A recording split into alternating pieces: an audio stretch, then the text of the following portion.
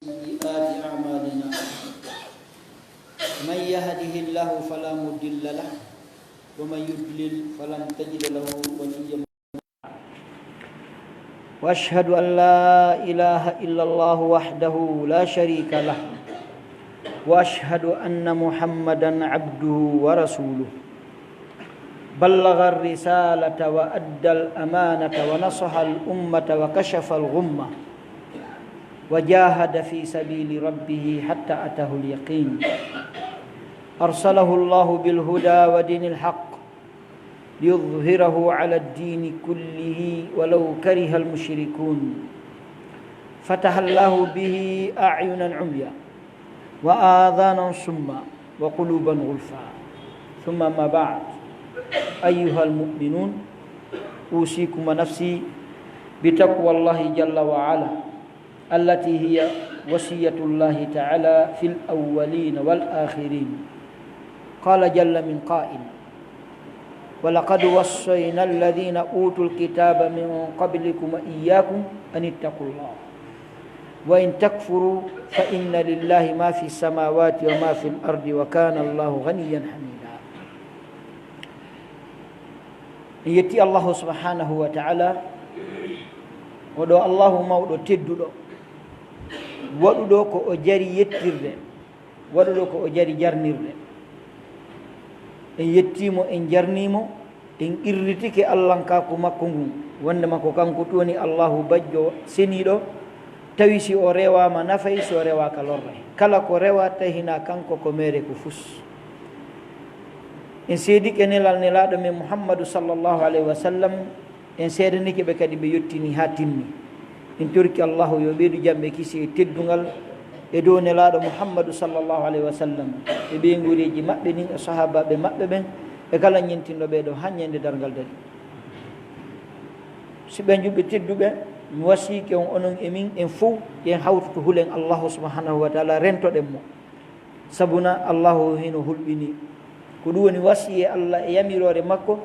ila ka aramɓe e sakkitiɓe e enen fof ko ɗum allahu subhanahu wa taala o yamiri en ko ɗum o wasiyi en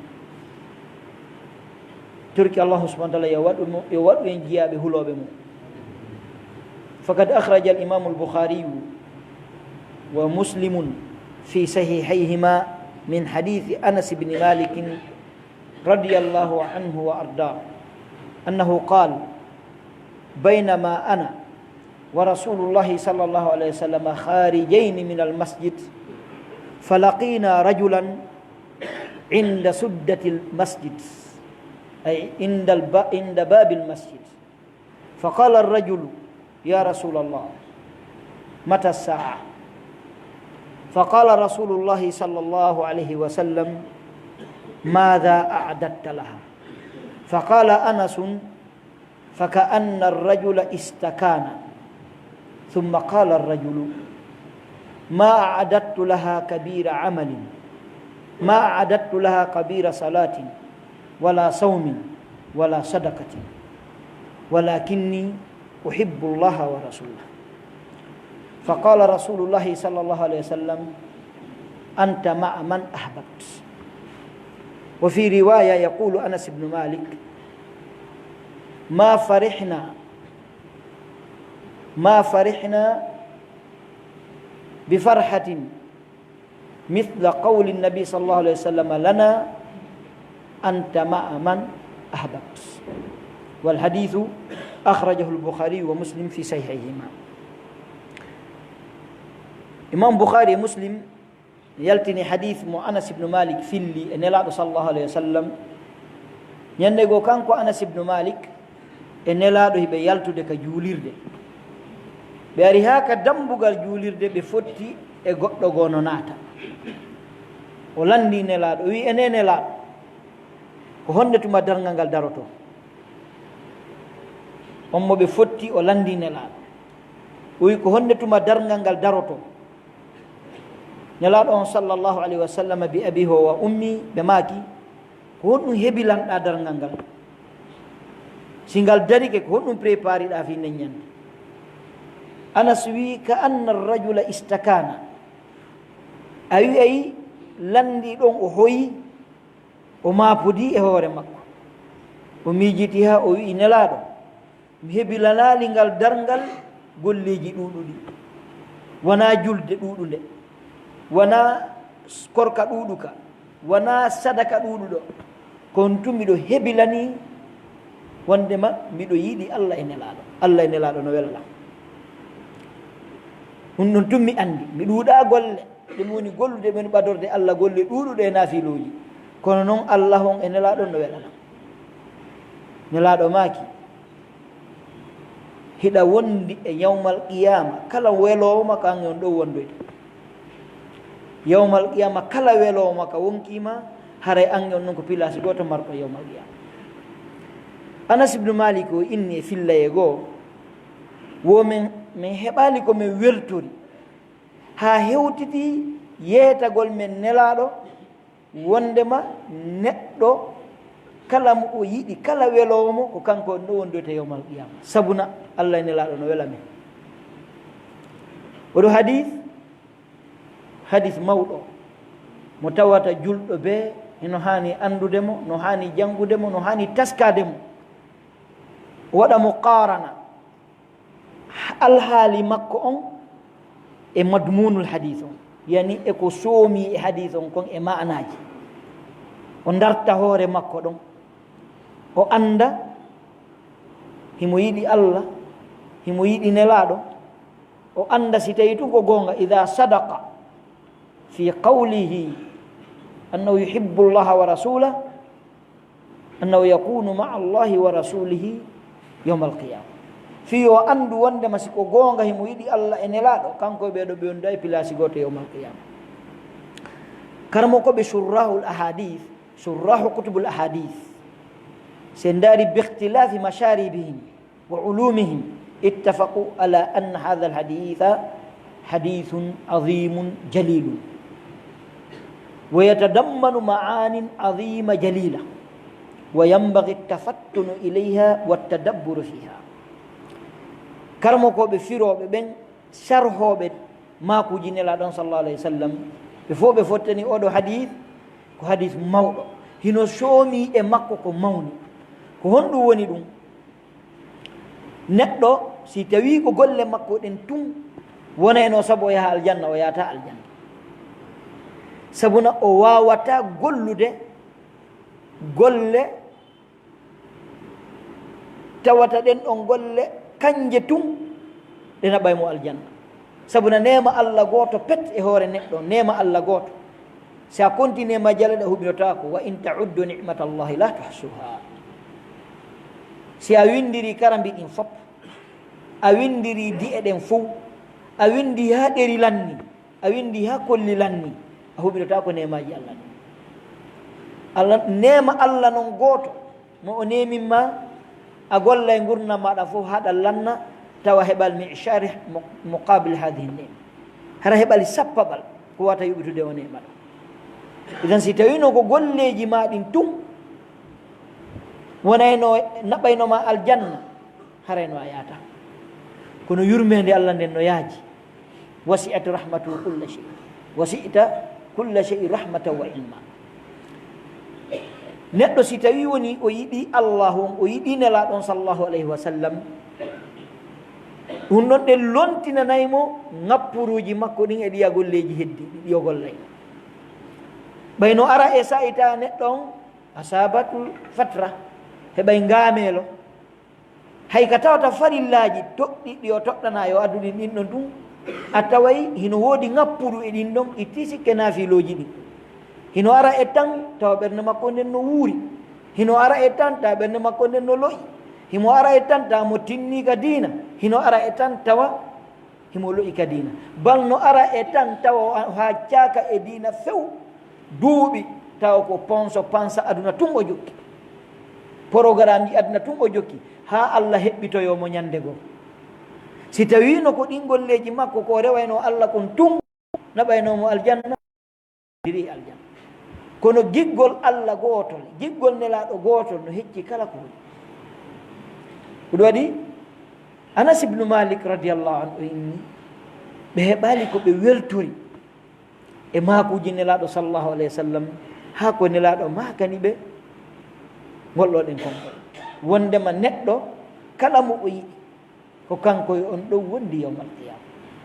ko ɗo waɗi kanko Anas radiallahu an o inni hadith mo imam Muslim filli o inni ma a'adattu kabira amalin walakinni uhibbu Allah wa uhibbu rasula wa uhibbu Aba Bakr wa uhibbu Umara wa in lam a'mal bi a'malihim fa arju an akuna ma'ahum woni mi mara golleji buyi kono noon miɗo yiɗi Allahu miɗo yiɗi nelaɗo on miɗo yiɗi Abou Bakri miɗo yiɗi Umaru miɗo jorti nde mi wondoyta ɓe kadi ko aljannaji hay fi mi mara golleji suɓuɗiɓe golli ay holli wondema giggol ngol yiɗugol on tigi ngol ko haysi a wata golde suko on tigi gollata kon kono haray ko o gollata kon no welama hiɗa yiɗi gollugol suɓuɗum haray a ronku sabuna golleji ɗi kono imanu on towiri wo ɗi gollira kono gandal ngal kadi yaajiri ngal woodira o imanu on towiri wo ko noon wawata heɓirde manazil almaratib l ulia almanazil l kibar yani pilasiji mawɗi ɗin kono gandal ngal towiri wo ngal laaɓiri wo imanu on towiri wo ko noon wawata gollirde golleji hewtineɗi ma e pilasiji mawɗi ɗin ka aljanna addarajatul ula ono yiɗugol Allah e nelaɗo ko toɓɓere mawde nde tawata jiyaɗo no wattu ɗum hani wattude hakkille mum sa yiɗi Allah e nelaɗo seede hiɗa yiɗi Allah e nelaɗo si yamirore Allah e nelaɗo ari haray hinde welama hiɗa yiɗi nde hiɗa yarlinde a etoto kadi hino huutorande no gollora si allahu subahana taala yi anima ka ɓernde ma hiɗa laɓɓinanima hiɗa faala ko o faala kon hay si a wawali gollude ɗum o hewtinte e martabaji ko mo golluɗo ɗum ko heɓata ko wan noon kadi si haɗore ari iwrude ka Allah iwrude ka nelaɗo wondema ɓe haɗi ɗum ɗo a taway accitugol ɗum ɗon no newanima sabuna haɗuɗo ɗum on hino welama innal muhibba liman yuhibbu mutiu yiɗuɗo kon on mo yiɗi ma konko yiɗi hara himo ɗofti hino welamo ko ɗum waɗi karmo koɓe maki alhubbu laysa al iddia bal haqiqatun kaminatun fi qalbi lmar'i tasfu aw tadhar aw taluh ala jawarihi ko wiyete giggol ngol wona innugol miɗo yiɗi ka ɗengal ko ma tawa haqiqa on no ka nder ɓernde soobe on no ka nder ɓernde goonga on no ka nder ɓernde hande kan noon ko ɗum ɗon yaltata ka tere tawa tere ɗen no newi tere ɗen no jaɓi tere ɗon no huutora ko nusi Allah subahana wi walladina amanu ashaddu hubban lillah walladina amanu ashaddu hubban lillah ɓen gomɗinɓe allahu subahanahu wa taala e anduɓe Allah ɓen e hoore gandal ngal no Allah hani andiri no nelaɗo yottiniri noon e men si a andiri noon Allah ko feere ala a yiɗay allahu on ko feere ala a mawninayi allahu on ko on tuma yamirore Allah nen tawata ɓernde ma nde yatakabbal harande jaɓay harande ɓittaki harande jaɓay harande lorraki harande gollay wona sabu nde fawto wona sabu heɓnande martabaji mawɗi ɗum waɗi haray fala budde insan yantabe Allah subahana no noddi en e dartugol hoore men daiman e abadan nomo noddi en wata en welsido ha ko cifoto kon cifo en naɓa tawa kalla lamma yakdi ma amara hara ko addira ɗo kon o huuɓinali o hunnali dartu hoore ma dartu alaqa ma relaxion ma on hakkude ma e taguɗo ma ɓuri ko dartata relaxion ji ma ɗi hakkude ma e tagore Allah ɗa ko wondetuma noon ɗum wawatta wonde ko si a yiɗi Allah ko si a mawnini Allah subahana taala tawi Allah on no weele tawi ɗa yiɗi Allah hiɗa yiɗi nelaɗo haray toujours ɗa darta ko tawi ko waddata on yollaki nder ton hara on haɓino a andani imam ibnul qayyim al jawzi rahmatullahi alayhi ko mi woli fi nde toɓɓere ɗo mi wata hunnude sabuna hinde yewta ko tiiɗi imam ibnul qayyim no yodi ka deftere makko madariju salikin kala mo marande yo ɗaɓɓoya mo yewti nde toɓɓere ton himo addi ɗon toɓɓe sappo jenteɗe fota kala faalaɗo hettodirde Allah subhanahu wa taala burure iwa hakkude makko e Allah hakkude makko Allah hento laaɓa pos wona jaatigiijo Allah yo yaw o janga madariju salikina lil imam ibnu qayyim rahmatullahi alayh mo yewti toɓɓe sappo wonayɗe sabu an e allahu on wono jaatigi tawa yiɗaymo sa yiɗimo o yiɗe julɗo ɓe no hani andude ɗum karmo koɓɓe no woodi e defte ɗe karmo koɓɓe kadi suuti ɗen toɓɓe sappo ɓe sharhiɗe defte ɗen kadi no wooda si tawi ɗa himmiri hiɗa hato jini mi sikkale hino woodi ko julɗo ɓuri hato jinde ha hewti wongol jaatigi kañum e taguɗo ɗum mi sikka ɗa hani ɗaɓɓude nde deftere ɗo defte ibnu qayyim ɗen aslan julɗo hana yondinade e majje kala deftere makko no ƴettuɗa jannguɗa ko noddeydema yahu ko Allah mo mar deftere nde wi fa firru ila llah doge yahon ko Allah ko noon nde wiyete hayso ko ɗen ɗon du ƴettuɗa jannguɗa par ce que wula duwaka wonde hakkude ma e taguɗo ma wula duwaka wonde Allah subahana no ƴettanma garanti gurdam ɗan a ñama yara ha maya kono wata taw hara kono mummunteji ɗi wuuriri no wuurirɗa hara wulano hakkude ma e taguɗo ma a anda taguɗo ma olle kadi si a andalimo no hulɓini taw yejjite ɓay Allah yejjitata ay taw accire ni wala takunu kalladina nasu llaha fa ansahum anfusahum ulaika humul fasiqun wata wowoɓe yejjutuɓe Allah kadi yejjintini ɓe hoore maɓɓe si Allah yejjitini goɗɗo hoore makko o wona jatigi iblisa Allah wi istahwada alayhim lcheitanu fa ansahum dicra llah ulaika hisbu lcheitan ala inna hisba lcheitani humul khasirun cheytane si Allah yejjintinima hoorema ko iblisa won jatadema si iblisa jatigema ko a wonu e nder fedde makko yawoya ha tawa hande kadi ka wallidirowo iblisa fi bonnugol allahu subhanahu wa taala hande kadi wonta e fedde iblisa nato e nde yiite yakdumu qawmahu yawma alqiyamati fa awradahum nnar hare intabi ayuha al abd irham nafsak yurme hoorema jooɗo an kadi taw ɗa mari ñalande ɗa mari jemma ɗa mari ñalorma ɗa mari leere ɗa mari lewru hiɗa mari an kadi saa'i mo jooɗata e kiwonkima darta o ponso pansa konɗa dogude en gi aduna wi est ce que a wopodirali e taguɗo est ce que a wopodirali e ko adduma objectif aɗɗoma on tigi tigi hoore leydi ɗo est ce que koye o wonɗa dogude ka a jippinoke kara e dartu hoorema ya ayuha alladina amanu taqullah wal tanzur nafsum ma qaddamat li gad idan ɗeɗo toɓɓe sappo toɓɓere aranere nden en wata se wooli ɗen noon ɗum woɓɓutu men ono raɓɓiɗe watta charhude hay wotere majje watta charhude wotere e majje ɓe fiyo nde charge nde laaɓa jamon hetta nendira nden a ƴetta mayre fan ɗo leer ɗiɗi tati wotere e mayre ɗo en jopantoni julɓe ɓen kala tawɗo no faala andude yo yaw ɗaɓɓito e nde deftere ɗo madariju salikina libnul qayyim al jawzi rahmatullahi alayhi so ɗaɓɓiti o yiya eɗe nder ton o yiyay ayeji e hadiseji e makuji karamokoɓe kummaluɓe ko tawata no wawi ɓuɓɓinde ɓernde makko nden hino wawi yarnude ɓernde makko nden hino wawi mo artirde ko allahu subhanahu wa taala toɓɓere aranere nden imam ibnul qayyim al jawzi rahmatullahi alayhi ɓe maki qira'atul qur'ani wa tadabburihi wa tafahumi ma'ani o wi janngugol alqur'ana tasko alqur'ana on e faamugol manaji alqur'ana on e huutorgol ko ɗum ɗon noddi ko ɗum ko noon toɓɓere arande toɓɓere ɗimmere nden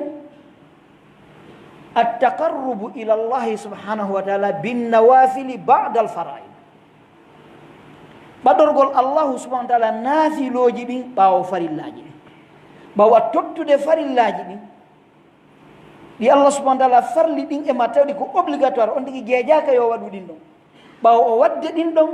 hande kadi o toppito naafiloji jokkotuɗi ɗin farillaji ɗon ɗum ɗon nodday yo allahu subahana wa taala yiɗumo yo wonu jatigijo am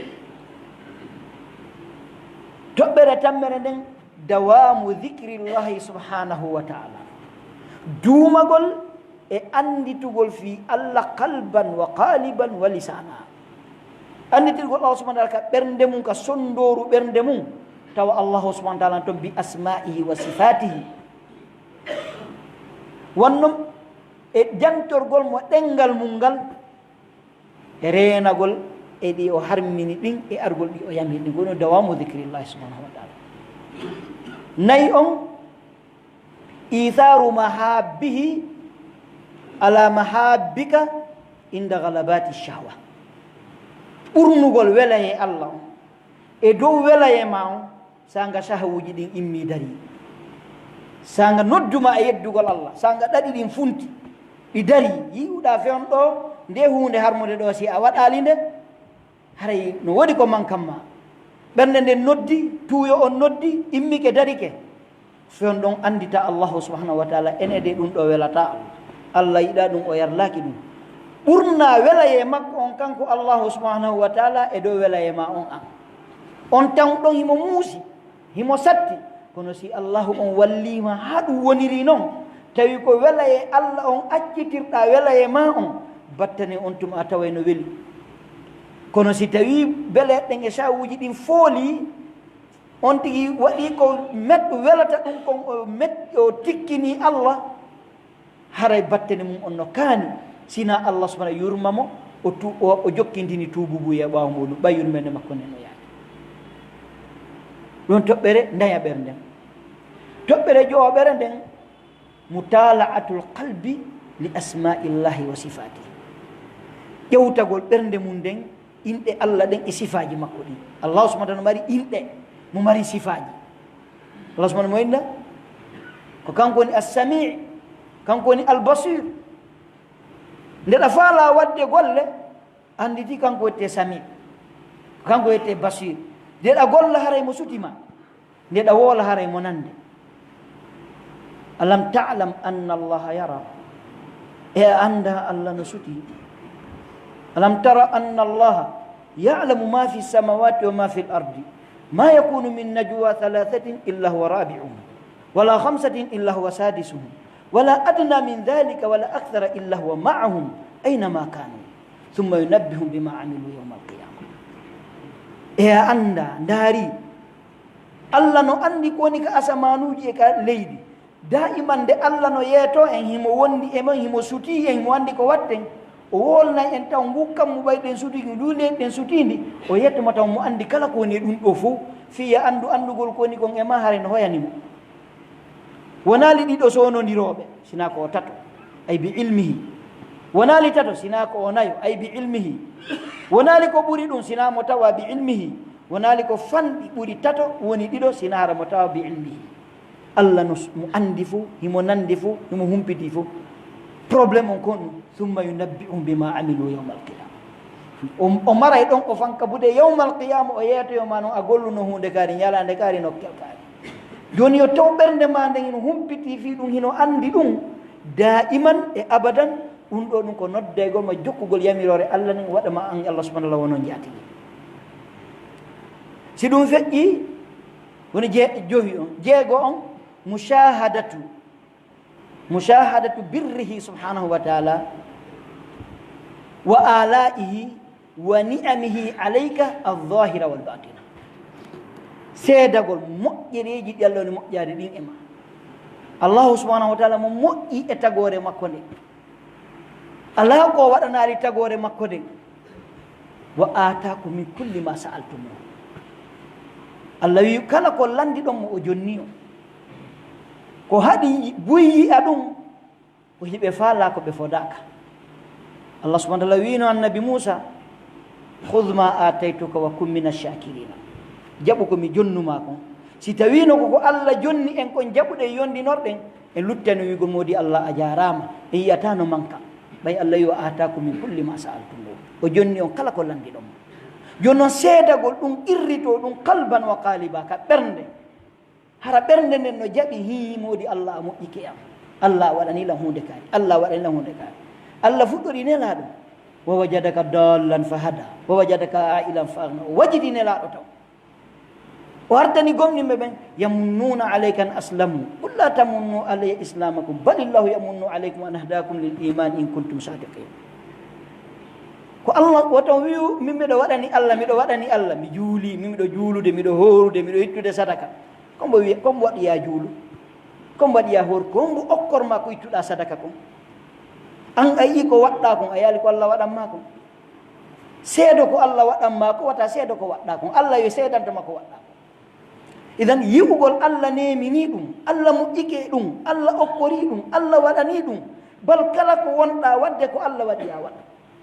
an fus ko wawɗa wadde si Allah muyali ya waɗa maɗa jaɓugol ɗum ɗon irritano ɗum Allah ko nodde ɗuma yo wonu jaati kono yi'ugol ko kañum golli ko kañum waɗi ko kañum Allah kan anda kon ɗum waɗi Allah si Allah waɗiri ɗum ni hara ya andu an e iblisa on haddodiri idan fala budda irritanoɗa Allah subhanahu wa taala yi'a nemaji makko ni Allah wi wa asbaga alaykum ni'amahu zahiratan wa batina Allah juuri e dow mon nemaji makko ni Allah juuri e dow mo nemaji e an yonalima yo taw si waɓutu noddinama hiɗa wakkilo immoto salligoɗa araka juulirde juula no woodi goɗɗo mo qirraki Allah no wooda an ɗum yonalima hakkude ma tagu ɗumama an ɗum yonalima si tawi suuma e darike Allah no newinanma ya hoor lewru suuma e handumaya no woodi woɓɓe wiɓe Allah ala sakko ɓe hoora an ɗum a yi'ali Allah no neminma ɗum an a yi'ali Allah no hokkuma cellal weyta e bimbi dawa yalta saadoɗa dogina tafoya no woodi woɓɓe si tawi ɓe ɗowaka ɓe yahata an ɗum yonalima seedo nemaji Allah ɗin e ma mushahadatu ni'amihi wa birrihi wa alaihi alzahiru walbatina aleyk Allah irritanoma ko ɗum woni jeego jeɗɗi on inkisarul qalbi bana yaday llahi subhanahu wa taala yo taw hara ɓernde ma nde no heeli ɓernde ma nde no hoyfi ɓernde ma nde no yankinani taguɗo ma ko ɗum waɗi si heɓa ɓernde biyeƴol fof ko ɗum wawata ronditade ɗi probléme ji aduna fewndiɗi tawa haɓidali e taguɗo ma par ce que probléme ji nawnaji boy no woodi ɗo ko nawnaji bakkatu min haythu la nashur sabuna ala nawnare ɓurde ko wiyete kon bakkatu nawnare ala ɓurde bakkatu nawnaje buyno ɗo ko bakkatu ko ɓernde nden ñawi si ɓernde nde ñawi labutani ñawdo o ɗum ala ko ñawda ɗum wo ko labutani Allah subhanahu wa taala alqur'ana e sunna idan inkisarul qalbi bayna yadayi llahi subhanahu wa taala ɗum jeeɗɗi on jeetati on alkhuluwatu bihi subhanahu wa taala waqta nuzulihi li munajatihi weddodagol e allahu subhanahu wa taala ñande wo ñande nelaɗo no maake nen hadise seluɗo mo abu hurayra wa gayruhu filla nen walhadithu yakunu an yakuna mutawatira rawahu akthar min sahabiyin na nabiy sa sallam qala yanzilu rabbuna kulla laylatin fi thuluthi layl al-akhir ila sama'i dunya fayaqul man yad'uni fa astajiba lah man yas'aluni fa u'tiyah man yastaghfiruni fa aghfira lah ñande wo Allah jippoto ka sabga kammu sakkitoru ɗo ka tatabal jemma Allah wi'a ko hombollan torade mi okkorama ko hombollan noddude mi notomo ko hombollan ɗaɓɓude mi yaafomo mi yaafomo o wi'i ya weddodo e Allah an kadi on saa'i ɗon ko ɗon Allah ɓuri ɓaɗade jiyaɗo on saa'i ɗon an kadi no ari hadith on nokkugo ha subaka on salmini ha subaka juuɗe Allah nokka kammo sakkitoɗo mo wodi mo noddude jiyaɓe makko ɗon inna allaha yabsutu yadahu billeyli liyatuba musi annahar wa binnahar liyatuba musi alleyl والذي جعل الليل والنهار خلفة لمن أراد أن يذكر أو أراد شكورا الله سبحانه وتعالى هرنو يودو حاسب كثير بل هاجو هذه سجوا حاسب كثير هذه سجوا حاسب كسلمين هري الله سبحانه وتعالى هم نود دجيان ابن القيم الجوزي رحمة الله عليه كما دارج السالكين ماكي wonu an kadi fewndo on ɗon saa'i tawɗa gundudude Allah hiɗa hollude Allah haaju ma o hiɗa tuubude rutto ka Allah fi ɓernde ma ni hettodiri allahu subhanahu wa taala ko ɗum woni jeetati jeenayi on o wi mujalasatu lmuhibbina assadiqin waltiqati attayibi thamarati kalamihim jooɗo dagol e yimɓe yiɗuɓe Allah ɓen, jaatagol yimɓe yiɗuɓe Allah ɓen. hara ko yiɗuɓe Allah e dow goonga, harana hubbul kadibina, no yiɗi Allah kono ka ɗengal koko naafi yiɗata kon Allah subhanahu wa taala ko beru ko tawi siko haaju maɓɓe ɓe yiɗi Allah, si wona haaju maɓɓe Allah e Allah. wa in yakul lahumul haqqu yatu ilayhi mud'inin, si tawi ɓe mari affaire e haaju e ɗum ka diina ɗon ɓe aray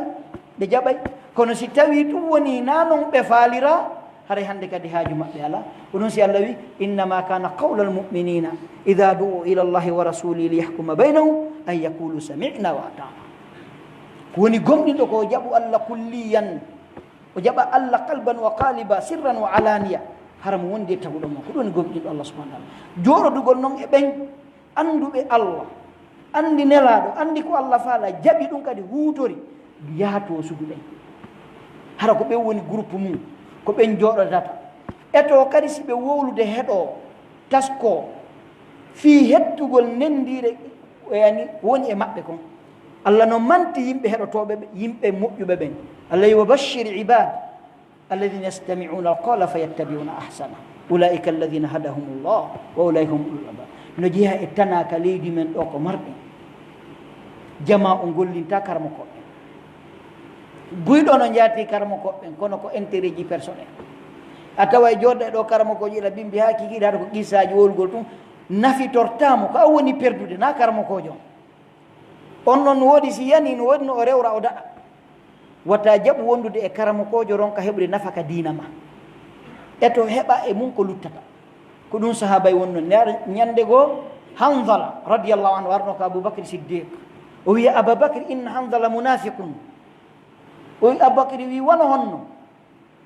Hanzala ari ko Aboubacry woni min Hanzala ko minafiqijo, o wi wona honno. woni si ɗen jooɗi ka nelaɗo yewtay en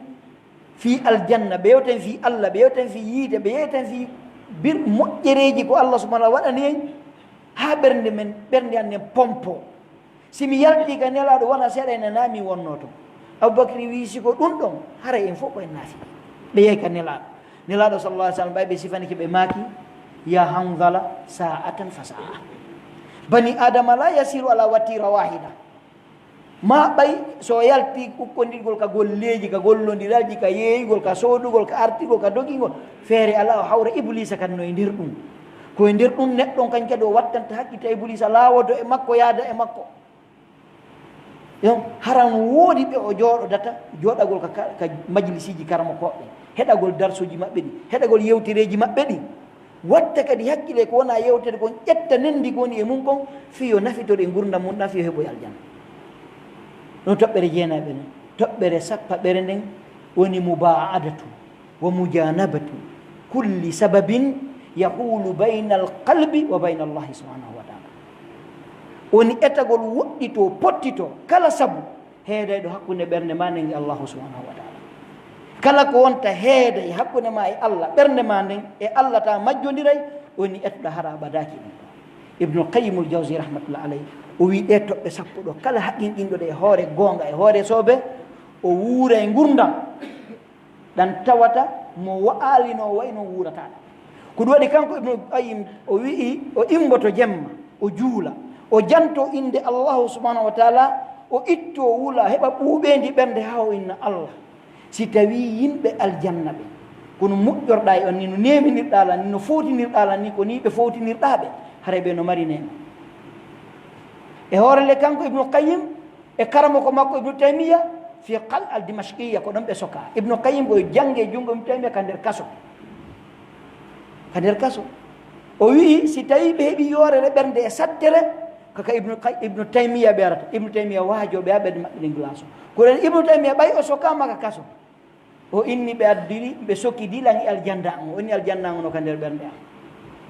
ɓe sokkini aljanna. ha o wi law alimatil muluk wa abnaul muluk ma nahnu alayhi min alkhayr la jadaluna bi suyufihi. si ɓe andino, si lamɓe ɓen e ɓiɓɓe lamɓe ɓen kohoji ɗin, si ɓe andi ɓuttumo men jogui on, ɓe ƴette kafaje ne ɓara ɓe piya men fiya ɓe ƴetto ɓuttu, ko ɓongoto be woni doɓande. Ibnu Qayyim o wi ko ɗum koye ɗe toɓɓe ɗo sappo so woni. kala haqqinɗo ɗe toɓɓe ɗo sappo ibnu kayyim o wuure e gurdam ɓuttuɗa ndeñno e wallahi ko gonga siɗa yeddi jarriba sa yeddi jarribo e nder lewru jarribo e nder lebbi ɗiɗi hitande ndara alhaalima on hanki e alhaalima on hande siko gootum par ce que nashku ila llahi quswatal qalb allahi waylu lil qasiyati qulubuhum min dhicrillah lette wodani ɓeɓɓe ɓerɗe mum yorani jantagol inde allahu subhanahu wa taala si tawi en rélaction ji affaire ji fof fi allahu subahana taala tawa ka toon kono no ɓirta ɓuttuɓernde wallahi ɓuttuɓernde ala e jawdi kaalisi na kanŋe na jaman na otoje wona cuuɗi ɓuttuɓernde ala e ɗum fof ɓuttuɓernde ko wontay ɗum ko embere ko diina woni e mum ko kala ko diina ala e mum haray ko lette on tigi woni e muɗum ko ɗum waɗi ibnu qayyim o inni nokku gooko e deftere makko chifaul alil sinami fayu o inni law ta'ammalta haala akthari nnas lawajadtum yanzuruna fi haqqihim ala llah wala yanzuruna fi haqqi llahi alayhim wa min ha huna inqata'u anillah o wi sa taskiki alhaali ɓurɗuɗe yimɓe ɓen a tawa ko ɓoni darde koko allahu on duwaɓe ko ñaamugol ngol e yarugol ngol e ɓornagol ngol e foofugol ngol e resugol ngol ko ɗum ɓe woni ndarude allah no duwa men ɗum ɗon kono kamɓe koɓe duwa allah kon ɓe darali taw ɓe darali ko ɓe duwa jontude allah haqqeji makko ɗi ɓe darali ko ɗum waɗi si ɓe taƴi allah mene min anda kono mi waɗi allah mi anda kono ndu muradu wonirta min andami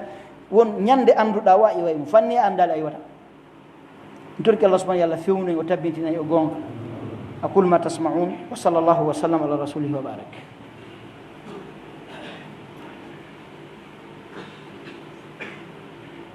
alhamdulillahi wa kafa salatan wa salaman al atammani al akmalan ala khayri man bu'itha rahmatan lil alamin wa hujjatan ala al anidin nabiyina muhammadin wa ala alihi wa ashabihi ajmain abad suɓe julɓe tedduɓe ɗe toɓɓe ɗo sappo wotere ɓe no hana sarhede ɗo en e woluɗi jumlatan la tafsila karmo koɓe kanko ibnu qayyim mo sarhiɗi karmo koɓe buyƙan no sarhiɗi haray ko raɓɓiɗi kon jamono nodda e yawgol e ɗi ɗaɓɓita ɗi gotum ɗum hatta heɓa arsiki mo allah windanma o hatta ko allah windanno ma kon a heɓay temedere fi a ɗaɓɓitude ɗiɗa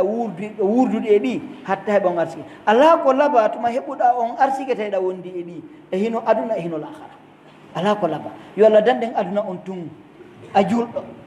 hara ko aduna tun weltorta farihu bilhayati dunia allah wi ya ayuha alladina amanu ma lakum ida qila lakum unfiru fi sabilillahi thaqaltum ila l ard araditum bilhayati dunia min al akhira fama matau lhayati dunia min al akhirati illa qalil ko fi hon ɗum son noddama ka allah yon yaw ka allah yon jaɓu dina allah kan yon eto fi ko allah tagiri on ko fi on ɗum salanto ɗon ko fi on yiltorton ɓaawo oko aduna faala ɗon allah wi aduna on tele lahara wonal sina seeɗa ni allah ko ɗum wi aduna on tele lahara wonal sina seeɗa ni eto ɗaɓɓita ɗi sin ƴetti toɓɓere wotere nden pet ko yonni en janngugol qur'ana taskonde allahu subahana taala ko ɗum noddi e muɗum allah wi afala yatadabbaruna alqur'ana walaw kana min indi gayri llahi lawajadu fi ihtilafan kathira eɓe taskota ko alqur'ana si tawino no woodi goɗɗo goo wolnoɗo qur'an hara wona allah a tawani ko lutodire tu on to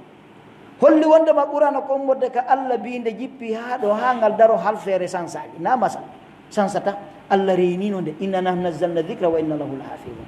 ɗum ɗo yoninoma yiwgol qur'ana ko ni allah wallini a ƴetti waɗa qur'ana jatigima janggande daiman e abada harɗa janngude alqur'an bal allah feli ɓe taskota ko alqur'ana ɓe afala yatadabbaruna alqur'ana am ala kulubin akfaluha ɓe taskota ko alqur'ana ka bogoroje no toon no soka ko ɗum waɗi imamu lqurtubi ka tafsiru lqurtubi o inni hadihi l aya ataba allahu fiha almunafiqin biiradihim an tadabburi fi lqur'an wattafakkuri fi mani oni o aya ɗo allah felu nafiki en nafi hefer ɓe goye wolaɗo ko fi wi'uɓe ko julɓe kono taw ko julɓe ɗengal na julɓe ɓernde walamma yadkhulu l imanu fi qulubihim allah feluɓe tabu angal sabu ɗurnagol maɓɓe angal taskagol na janngugol ngol goy bono janngude qouran kono taskagol nde kitabun anzalnahu ilayka mubarakun liyadabbaru ayatihi waliyatadakkara ulul albab qur'ana na janngirtende fi ñaamugol wona janngirtende fi hottugol e suudu wona janngirtende si fureno waali qur'ana ko jangetende taske yi'e ton ko Allah tagiri en kon fi kitabun anzalna ilayka mubarakun liyadabbaru ayatihi bal qur'ana ko nyawnde bernde immorde nyaw nafiqa kum fi qulubi maradun fazadahumullahu marada walahum adhabun wa maradun nifaq ko nyawnata dum ko alquran ya ayyuhan nasu qad ja'atkum maw'izatun min rabbikum wa shifaa'un lima fi sudur wa huda wa rahmatun lil mu'minin ko qur'ana nyawnata wa nunazzilu min alqur'ani ma huwa shifaa'un wa rahma wa la yazidu adh-dhalimina illa khasara idan ko qur'an arta nyawnda bernde den kono ko si a jangi a taskike ko du wadi nelaado sallallahu alaihi wasallam hadith mo ibnu khuzaimah yaltini kat defter makko yete at-tauhid imam al-qurtubi yaltini mo ka defter makko yete al-kabir imam ahmad yaltini mo ka musnad nam imam at-tirmidhi yaltini mo ka jami sunan at-tirmidhi wa hasanahu aidan nelaado sallallahu alaihi wasallam maki wal hadith hasana sahahu shaykh al-albani nelaɗo maaki inna lillahi azza wa jalla ahlin fa qalu man hum qala ahlul qur'ani wa khassat wa shaykh albani sahaha al hadith wa hassanahu imam at-tirmidhi nelaɗo maaki allah no mari ɓey nguure ɓen ko woni ɓey nguure mane wonni ko yimɓe jangoɓe qur'ana taskoɓen ko ɓe woni ɓe idan jangoɓe qur'ana taskoɓen ko ɓe woni ɓe Allah subhanahu wa ta'ala kadi wi ko ɓen ɓuri moƴƴude dendagal ko o tagi se ndaari tagore ko Allah tagi fof moftanmaji ɗin fof ko ɓuri moƴƴude ko moftanela ɓen kuntum hayra ummatin ukhrijat linnasi ta'muruna bil ma'ruf wa tanhawna 'anil munkar jonno e nder moftanela ɗen kadi fof ko ɓuri moƴƴude ko jangoɓe qur'ana tasko gollita ɓen khayrukum hadith Uthman bin Affan fi sahihain khayrukum man ta'allama al-qur'ana wa 'allama man ta'allama al-qur'an ay ta on ɗo mo fil ko janguɗo qur'an on faami qur'an on gollitir qur'an on sabnaka ahlul lugha yaqulun ziyadatun fil mabna ziyadatun fil ma'na nanamaki khayrukum man alima alquran man ta'allam ay nanamaki man ta'allaka bi shay'in wukila ilayhi ay ta'allaka qalbuhu bihi ay kala janguɗo qur'ana o taski qur'ana o hutorinde haray mo kanko ɓuri moƴƴude nder moftendela ɗon ko moftendela ɓuri moƴƴude ko taga kon fuu ko ɗum waɗi si kanama ko ɓe maaki neɗɗo so woni jaatigui alqur'ana haray kanko wiyete khassatul khassa ko kanko wiyete khulasatul khulasa idan on tuma o hettodira e taguɗo mon par ce que kalamullah alqur'an kalamullah limadha na'ridu an wa qala ar-rasulu ya rabbi innakum ittakhadhu hadha alqur'ana mahjura qur'ana ƴettama waɗama hande kadi kala ka goɗɗo maayi ko ma qur'ana jange wi'e ɗon ko khatumu fi ko nelde e mayraɓe on ɗum andi ko hujja on no hare ɗo ɗe wadde fi se wiɗi o fi sabilillah e moɓidiri en naɓaniɓe e sen jangi ɓon moon fof na gotum to waɗi ɗum lawol jangi qur'ana ko jangirte